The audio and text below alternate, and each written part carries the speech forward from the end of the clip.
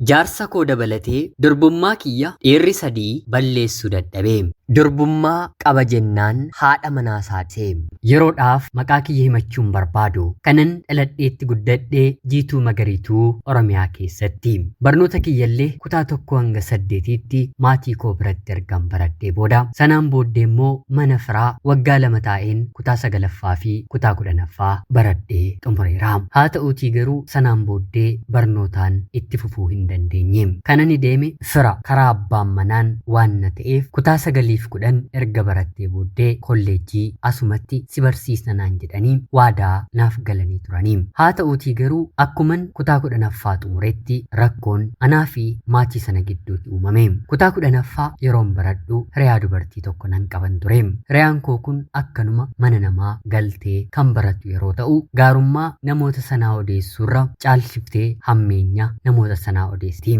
Akka naannoo keenyaatti dhugaa dubbachuuf immoo nama hidda yookiin immoo fira of keessaa hin qabne barsiisuuf kan dhimmamu haganatti hin jiru.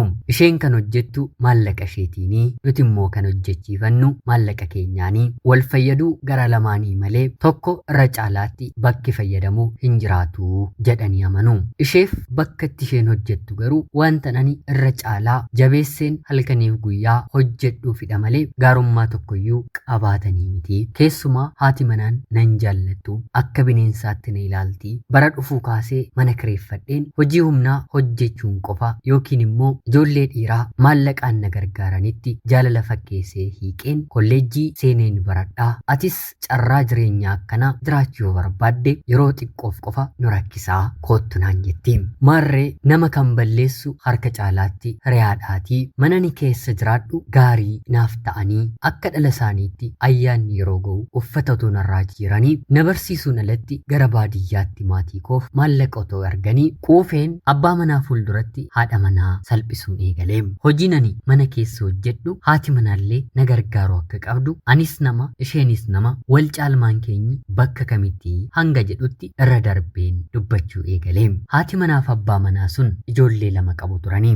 Ijoollee isaanii wantan baay'ee jaalladhuuf akkuma obbolota kootti wantan ilaaluuf qofa dadhabina koo hir'ina koo kana waliin na danda'u turanii. Guyyaa tokko garuu akkuman kutaa 10ffaa xumureen sababa uumeen bahuu waan hin barbaaduu fi mana ergan qulqulleessee booda faana miilla haadha manaa laaleen bishaan manatti hin qulqulleesse sanaa akka nama hin argineetti mudhii ishee gaditti asii gadi naqee. Haati manaas natti dheekkamte. Dhiifama jedheen dhiifama sobaa gaafadheeraanii. Haa ta'uutii garuu naannoo sa'aatii laaqanaatti abbaan manaan yeroo dhufu irra deebistee abbaa manaatti yeroon dubbattu anis maal egaa hin baay'anneeree kan kee kun ganama dhiifama si gaafadhe miti amma dubbii xaxuu maaltu barbaachise kanaaf waafa malee maqaa koo akkasittiin hin kaastu jedheen abbaa manaa biratti haadha manaatti yeroon dubbadhu abbaan manaan akkam abbaa kee haadha manaa koo jecha akkanaan dubbadhu nutu ofirratti si quubse jechuun kaballaa hadhooftuu fi mi'oof tokko natti laatee ammuma kan qabdu fudhu mana kanaa deemi silaas isin quufan dandeessanii warri obbo Abaluu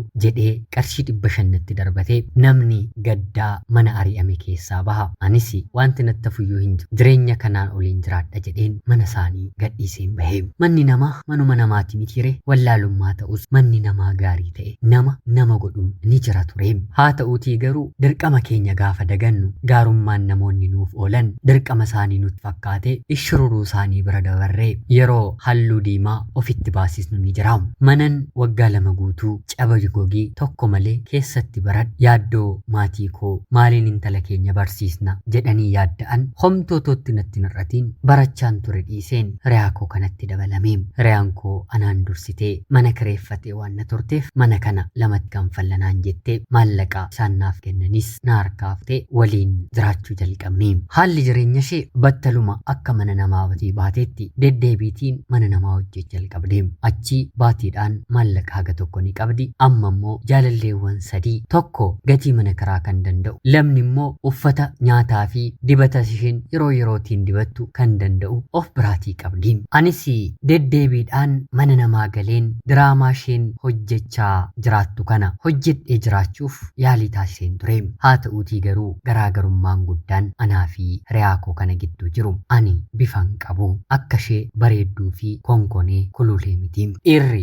anaatiin barbaacha dhufee ishee namaddiitti argee jennaan anaan dhiisee ishee waliin haasoo jalqaba. Isheen immoo yoo barbaadde maallaqaaf jettee baajaajii taati bakka argattetti yaabbattee bakka barbaaddetti immoo buusuun bifa kanaan meeshaa mana keessaa televezyiinii illee dabalatee baatii 6 yeroon guunne keessatti guuttattee hojii mana namaallee addaan kuttee jireenya kana jiraachuu jalqabde. Ani deddeebi'een mana namaatii nan hojjedha maallaqa gatii kiraas nan gaafattu siifis guyyaa tokko hin siif darba naan jetti ture. Kanaan illee guyyaa tokko lama ofiif maddiitti anaafis dhiira gara mana keenyaatti nuuf fiddee dhuftee turte. Haa ta'uutii garuu kanaan duratti dhiira waliin ciisee waan hin beekneef durbummaan yeroo badummoo baay'ee dhukkuba wanta jedhamuufi guyyaa 2 dhiirota isheen naaf fiddee dhufte anuma bira gahanii haa ta'uutii garuu durbummaa koo otoo hin argatiin na harkatti dadhabanii anis jabeesseen ofirraatii isaan qabaa ture.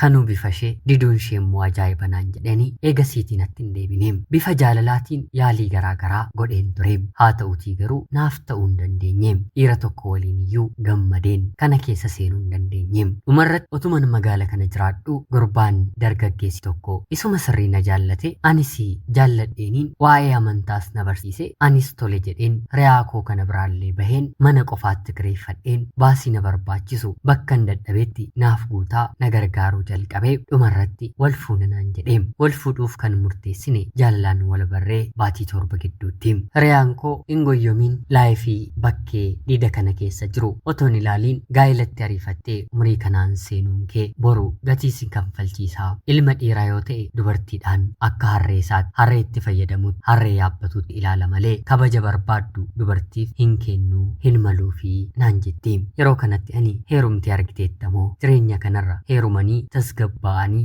jiraachuu hin wayyuu jedheen deebisaafii ture. Sanarratti immoo manan galaa ture. Mana fira koo gaa'ela isaanii baay'ee tokko ni naafamu.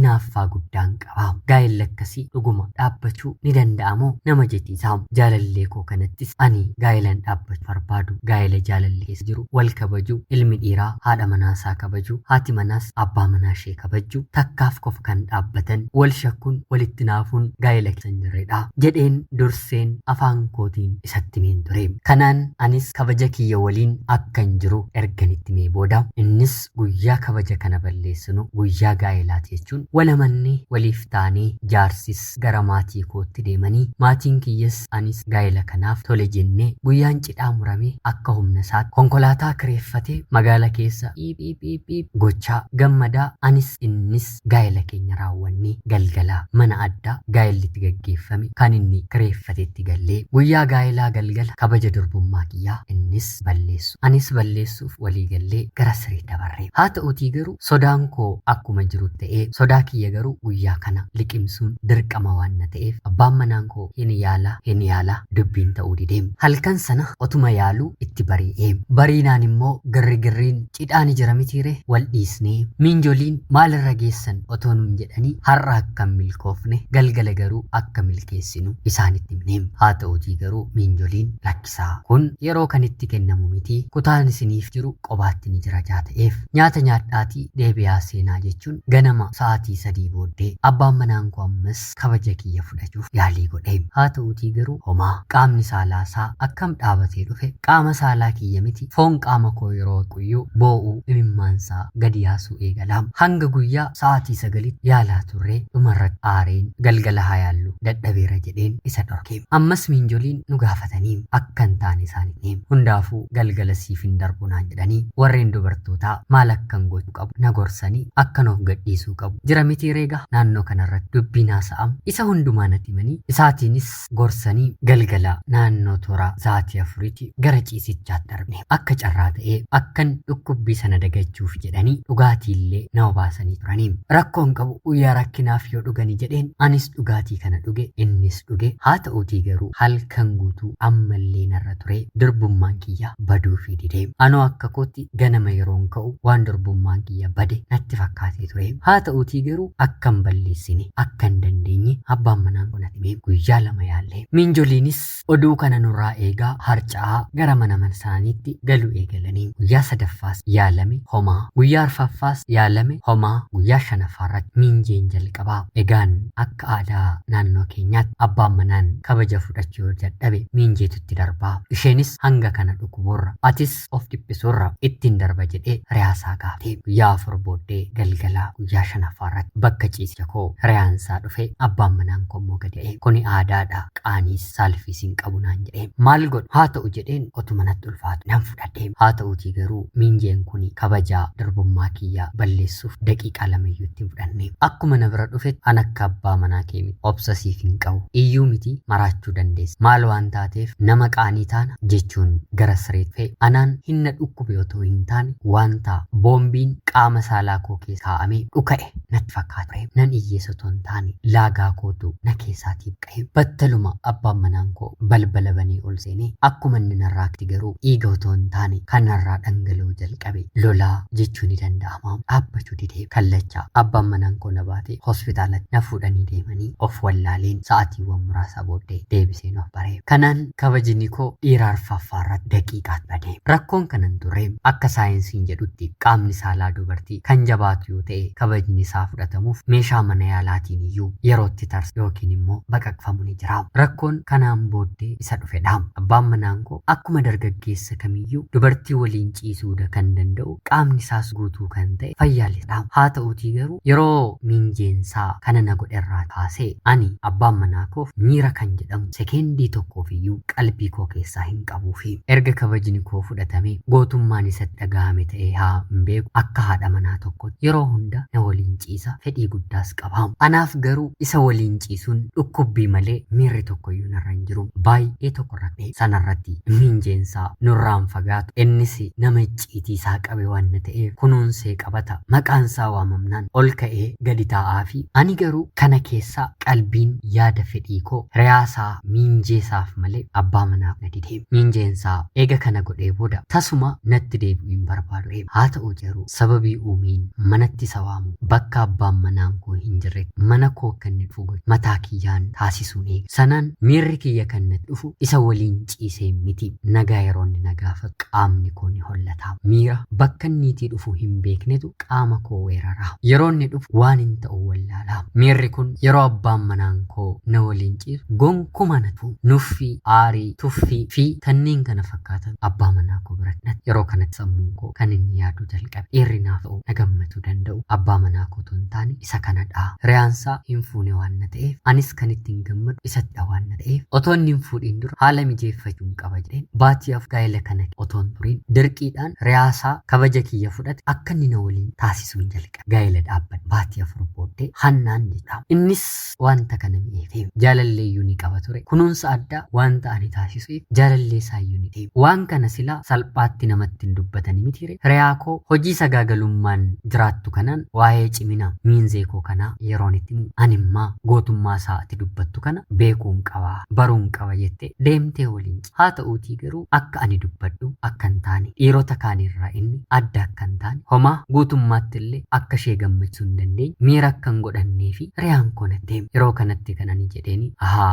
ati dhiira 700 bartee hanga dhiira 700 akka inni siif gahu barbaaddeere jedheen deebisee fi abbaan manaan qofaa mana dhufeera taanaan yoo inni naa danfis jedhe malee buna hin danfiin riyaansaa kun dhufee jennaan garuu nyaatan dhiyeessuuf qopheesse illee nan jijjiiraam akkana godhu hin beeku kanaan otoo jennu eenyuuf akka ta'e bakka hin beeknetti nan ulfaa'e minjeen akka aadaatti erga gochaa kana raawwatee booda yookiin kabaja durbummaa riyaasaa fudhatee booda lammata akka deebi'ee bira hin geenye waan kakatu kakaatti immoo oromoon waan amanuuf abbaan manaan koo isatti na shakkii hin beeku obboleessa kee waliin naamu sirriidha minjeen obbolaadhaam kakaan sunis baay'ee ulfaadha anaa fi inni garuu kakaa sanarraas dhimma hin godhanne nan ulfaa'e eenyuuf akkan ulfaa'e garuu hin beeku kanaan baatii 9 guutee nan dahee daa'imni al takkaat kan eenyu akka ta'e ilaalanii adda baasu ni ulfaata jire ani garuu kan abbaa manaa koo akka inni ta'e guyyaa man ijaatiin arge addan baafdhe icciitii koo silaa nama tokkotti iyyuu baasee naasu mitiire icciitii koo kana nan sadheem haa ta'uutii garuu nan gammadne sababiinsaa nama kana waliin gaa'ilaan itti fufuun barbaadu na hin gammachiisu daheen baatii 4 yeroo hin guunne keessatti dhukkubsadheen mana yaalaa deemiin ulfa akkan ta'e ammas si'a lammataan manii. Erga ndahee booddee hiriyyaa abbaa manaa koo waliin kan hin ciise guyyaa tokko qofa ture. Sunuu hagas maratti waliin ciisu hin jedhamu. Dubartiin erga deessee booddee haalonni tokko tokko itti mitire anaafis kana dhaama. Mana yaalaa deemnee ulfa ta'uun koo gaafa beekamu abbaan manaan koo ni gama. Ani si'a kanatti gonkumaa kan hiriyyaa abbaa manaa koo jedheen daa'ima kana shakkeen hin beeku. Haa ta'uutii garuu guyyaan gahee gaafan dahu guyyaa kanammoo kan hiriyaa koo kan dhibbaaf dhibbatanii. Gaa'ela tokko ijoollee lama abbaan lama salphina guddaa. Salphina caala. Ergan daa'ima dahee maaf kanatti hin seeni yookiin maaliif daa'ima kana ofirraan baasa abbaa lamaaf akkamitti ijoolleen godha kan jedhu baay'ee tokko natti dhahame. Dogongorris ta'e miti reegaa wanti gara duubaatti deebi'uu danda'u jira wanti immoo hin deebines jira. Wanta kana duubatti deebisuu hin dandeenyeem. Haa ta'uutii garuu wantan godhe kanaan booddee abbaan manaa koo qabache. Hariiroon hiriyaasaa waliin qabu kana addaan kutuu kanan murteeffadhe. Haa ta'uutii garuu akkan yaade addaan kutuun salphaanaaf ta'u deemu. Miirri wanta salphaa miti baay'ee nama qoraamu. Miira koo injifachuun na taatee yeroo yerootiin hiriyaasaa waliin ciisuun na barbaachisaa. Hiriyaansaa kanuma ana biraatii waan argatuuf fuudhallee boodattafee akka inni nan fuune nan beeka. Haa ta'uutii garuu waliin ciisu addaan kutuu nan dadhabee haallitti salphaatti mijeeffachuu danda'u ni jira. Abbaan manaan godhu fuula koo duraa yeroo deemu miskoolii godheefiin bilbila koo keessaa balleessa. Innis daqiiqaa muraasa keessatti bakka ani barbaadu argame wal biraa deebinaa. Haa ta'uutii garuu kana keessatti otuu icciitii kiyya hin beekin waggaa meeqa kan ture abnam lafaa ka'ee na jibbuu jalqabee kan dura warqee naaf ture amma abidda ta'uun siif ijoollee kana waliin jiraachuun barbaadu naan. Anis maal inni kun immoo maal argate yeroon jedhuuni jireenyi mana kana na jibsiiseera. Dubartii na waliin gammachuun qabde waliin jiraachuu hin fedhaan. Anis lakii booddee si gaabbisiisaa. Anuu dadhabina kee waliin si danda'ee jiraadheera. Maal sitti balleesse erga ijoollee laman godhee na dhiistee deemtaa yeroon jedhuuni sin barbaadu na jibbisiisteetta. Manuma kana seenuun du'a natti fakkaachaa jira naan jedhee. Otuma na waliin jiru bakka hojii jijjiirrate biyya hojii jijjiirrate bakka sana galee. Eega sanaati yeroo tokko bilbilee ijoollee na qunnamsiisee ijoollee dubbisa malee anarraa dhimma dhabe. Maallaqas naaf ergu gaafa inni dhaabutti gadi ba'een hojii tokko hojjechuu jalqabe. Hiriyaansaa waggoota amma kanaatiif sanyoo kiyya ture iccitiidhaan otoo iccitiin keenya hin beekamin amma ifaaf ifatti na waliin ta'a jedheen otoo yaadu dubartii gara biraa waliin hariiroo jalqabe gaa'ela dhaabbate. Maaliif gaa'ela kee daftee dhaabbatte duroo callistee taa'ate yeroon jedhuuni anaaf si gidduu fedhii miiraa malee fedhiin jaalalaa hiru akkamittiin haadha ijoollee lamaan fuudhaa jedhe naaf deebise. Kan nama ajaa'ibu dhiirri takkaa namarraa galagalaan namatti hin deebi'u waggaa tokko keessatti lamaan isaanii dhabe mitiire amma icciitiin qabu. Dubartiin egaa yoo dhiirri ishee jibbee deeme maqaa dhiiraa sana balleessuun ishee hin oolu mitiire icciitii abbaa manaa koo akka inni kabaja koos narraan fudhanne mucaan koo tokkos kan saaktaane hiriyaasaa waliin gammadaa jiraachaa akkan ture. Inni garuu halkan tokkoof iyyuu na gammachiisee akka inni hin beekne haasa'uun eegalee. Haa ta'uutii garuu haasoodhaan abbaa manaa koo bira geesse. Dhumarratti bilbilee akkana naan siif egaa icciitii gochuu keedhaa isaafis akkanuma. Haa ta'uutii garuu yoo barbaadde sagalee yoo barbaadde suuraa wanta barbaadde ragaa ati hiriyaa koo waliin qabdu siif dhiyeessuu nan danda'a. Shakkiin kan natti uumame guyyaa magaa'ela koo guyyaa man kabaja durbummaa sirraa fudhachuu dadhabeedha. Yeroo sanarraatii kaasee balbala kootii bahee hin beeku. Haa ta'uutii garuu akkasii hin dhabneef jedheen guyyaa tokko naaf sirroofta guyyaa tokko naaf tasgabboofta jedheen waggaa hedduu si obsee. Mucaan jalqaba irratti dhalaterre waanuma kamiiniyyuu anaan hin fakkaatu. Haa ta'uutii garuu erga jalqaba deessee booddee seera qabeessaan icciitii kees namaaf otoo hin baasiin sirraa addan baha jedheen karoorfadheen ture. Lammaffaa ulfaa'uu kee yeroon beeketti kan koodha jedheen gonkumaa hin yaanne. Haa ta'uutii garuu kan koo ta'uusaa yeroon beeketti baay'een gaddee hanga ati deessutti si kunuunseen erga deessee baatii lakkaa'een si biraa deemuun koo amma si jibbuu koo kan beeksotu hin taane duruma aniyyuu jaalala koo dhiisee miira koo yeroo gabaabduuf qofa maqaa koo eeggachu si waliin hin ture anuu beekan ture. Haa ta'uutii garuu hanga namiitti dachaadhaan jireenya keessatti si miidhuun barbaade waanuma na tuffattuuf malee dhiira kamiyyuutii gadi ani miti. Dhuguma kabaja durbummaa balleessuu hin danda'u jedheen ergan si waliin gaa'ela dhaabbadhe durbummaa dubartoota hedduu balleesseera. Si waliin garuu kan hin dhufe kabaja kiyya waliin ture. Gaa'elli hin dhaabbadne si qofa otoo hin taane anis dubartii hedduu hiriyaa kee dabalate akkan deemee ilaalu na taasiseera. Mana kan dhaabbatu dubar ture. Ati garuu manni kun akka diigamuu fi sababii taate jechoota guyyaa guyyaatiin natti dubbattuun keessa koo dhiigsite waadaa jalqaba waliif seenne hin diigu jedheen obsuuf yaaleen ture. Obsi koo yaaliin koo garuu karaa biraa akkan eegalu eenyummaan ani kana dura walitti qabadhe gaa'elaaf ilaalchan akkan balleessu na taasiste. Silaasii otoo ijji koo argu kabaja kee namni biraan ana biratti fudhate sammuun koo akkamitti nagaanaaf ta'a jedhee boo'ee gammadee kolfaa gaddaa carraa ijoolleef gaddaa nattaasa'ee jalqabarratti lubbuun koo harka isaatti darbuudhu isaatti rabbiin hin galateeffadhe. Lammaffaarratti amma adda baheen wanta hin jiruuf dubbadhees maal godhe wanti hin sirreessuu danda'u waan hin jirreef nan fudhadhe. Dhumarratti jiraachuun yeroo natti ulfaatu ijoollee koo lamaan obboleettii koo tokko kenneen gara biyya hambaatti godaaniin obboleettii koo biratti ijoollee koo lamaan guddifachaa jiraachira. Jireenyi kun safuudha of keessatti iccitii gootee addunyaan kun waan baay'ee qaba. Yeroo tokko ani sirriidhaan of dhaamu yeroo tokko immoo akkamittiin gaa'ela erga dhaabbatte jedhee sammuu koo keessa kan naanna'u jira. Yeroo tokko uumamuu waan ta'eef abbaan manaan koo naaf hile malee akkamittiin ija isaa duratti kabaja kootoo fudhatu argee ana waliin jiraatu kunumtuu isaaf qulqullummaa isaa argisi. Aadaa keenyaafis safu aadaa gaa'ela tusiisutu hin taane aadaa gaa'ela balleessuudha ta'uu kan qabu mana yaalaa deemamee rakkoon jiru ilaalamudha malee otuu abbaan manaan gaa'ela dhaabbatee jiru dhiira gara biraa miinjee kan jedhamuuf kabaja durbummaa kennuun sirrii mitiin dhaamsa kiyya dhaamu. Otuu aadaan akkasiin jiru ta'e abbaan manaan koo waggaatti yoo ta'u kabaja koo balleessuu ni danda'a ture. Sammuu koo qulqulluu gochaan uumamni kun ana jalaa booresee karooraa fi kaayyoo gaa'ela duratootti hin seeniin baafadhe kana abbaa manaa koo waliin baafanne akka anan hin jiraanne na taasise. Ana obboleettisan biyya hambaarraatiin ulfaadhaa nagaa galatoomaa. Durbummaa qaba jennaan haadha manaasaa seem.